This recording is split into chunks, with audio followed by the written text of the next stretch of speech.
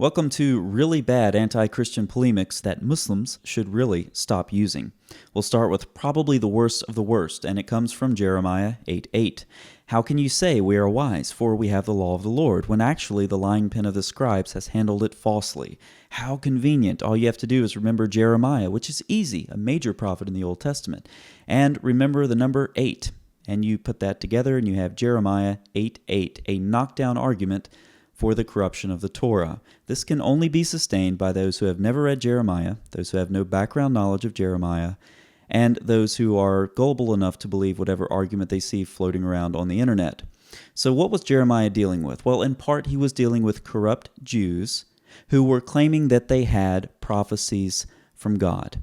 Okay, and these prophecies involved many things. We'll focus on, primarily what Jeremiah focused much of his prophecy on, much of his book, and that would be Babylon. Babylon is mentioned, I think, over 150 times or so. Lots of political and social tension, obviously, if you have any knowledge of what's going on at the time. And many Jews were saying exactly what Jeremiah said they were saying, for example, in chapter 7, where he says, "We have the temple, we have the temple, we have the temple," quoting them. Now, what's Jeremiah getting across in his polemic against these false prophets? Well, their idea that they're conveying is, we have the temple, right? And they're referring to Solomon's temple. The thing had been standing for 400 and something years, right? A long time. Now, the temple represented the presence of God. And their argument is, we have the temple, we can do what we want, we're invincible. And Jeremiah's argument throughout the book, as he's dealing over and over again with these false prophets, is, you do not have the presence of God, right? And he's trying to tell the Jews, these are false prophets. Don't listen to them. They're corrupt scribes. The letters that they're writing, the things that they are saying, are not from God. And so Jeremiah condemns them. And he's ultimately proven right, of course, when Israel is exiled into Babylon. So that's a little bit of the historical background about what Jeremiah is dealing with. And the scribes that he is critiquing are not scribes who wrote the Torah. They're not prophets who prophesied in the Torah. Okay, they're dealing with contemporary issues in Jeremiah's day. This is why rabbis have not understood for 2,500 years and counting that Jeremiah 8:8 was talking about the corruption of the Torah. This is why when Gentiles became Christians from the first century onward and started reading the biblical text, did not read Jeremiah 8:8 and say, hey, the Torah is corrupted, because that's clearly not what it's saying. Furthermore, there's an issue of logic here. If you are a false prophet trying to compete with Jeremiah for the attention of the Jews, and you're trying to show the Jews that you, as a false prophet, are actually a prophet from God, what you do not do is change the Torah. Okay, that does not work. That gets you some pretty strong condemnation. Okay, imagine this argument turned around on Muslims. Imagine Muhammad in 7th century Arabia dealing with competing false prophets. And these false prophets, in order to get the attention of Muslims, change the Quran. And they say, look, the Quran has changed. This is really what Allah said. Do you think that would work? No, they would be condemned as heretics and executed. Okay, so this argument fails from the historical perspective. It fails from the contextual perspective. I'm not going to go through all the text.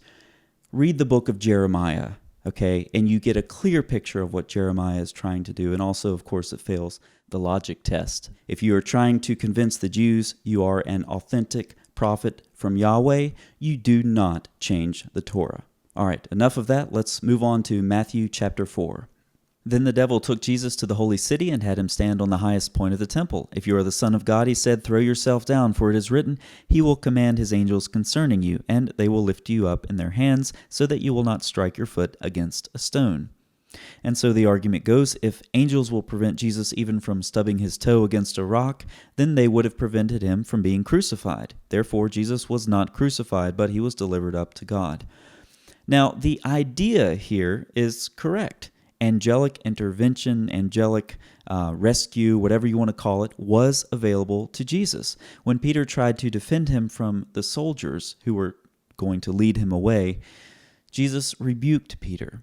He said he could call a myriad of angels, but he didn't. Why? So that the scriptures would be fulfilled. So this jibes perfectly with the idea in Psalm 91. Angelic intervention was available for Jesus had he called for it, but he didn't.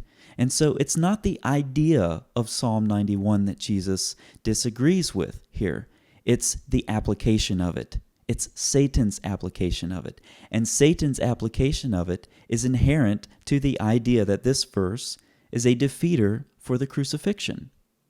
This phrase sounds a lot like when Jesus was on the cross. Yes, he was on the cross, when he was being taunted by the observers. And they said, "If you are the Son of God, prove it by coming down off of the cross."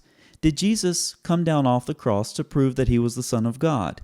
No, he didn't, because the proof of the divine sonship of Jesus Christ was not delineated by the requirements of his mockers.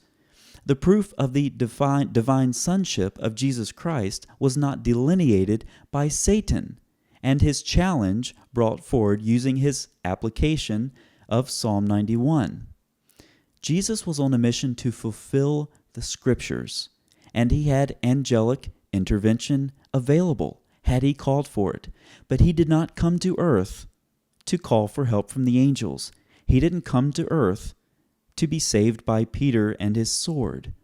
And he didn't come to earth to be challenged by Satan and give in to Satan's temptation. What's actually going on in this passage goes right back to the Exodus, and there have been many scholarly treatments that address the correlation of Israel's Exodus with Jesus. Now, how does this work out? So you have Israel emerging from the waters of the Red Sea, as it were, and then they go out into the wilderness, and they're tempted. Jesus emerges from the waters of his baptism, and then he goes out in the wilderness to be tempted.